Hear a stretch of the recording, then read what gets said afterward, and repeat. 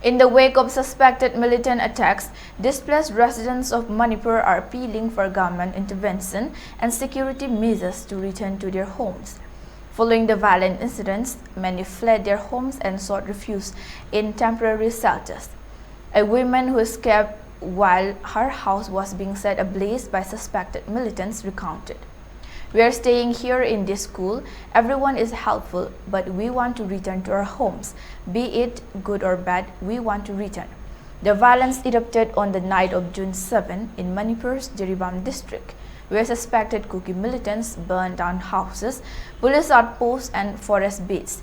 Key establishments, including the Jirimuk Police Outpost, Jirimuk Police Bid, and Chotobekra Police Checkpost were targeted, along with homes in Lamtai Khunau, Laukoipung, Narayanpur, and Bungtang Khal. As the situation escalated, additional state forces were promptly airlifted from Imphal to Jiribam on Saturday morning. Residents who once considered the district peaceful condemned the violence and stressed the urgent need for enhanced security in vulnerable areas to prevent further attacks. The displaced individuals' call for a return to normalcy highlights the dire need for immediate government action and the deployment of security forces to restore safety and stability in the affected regions.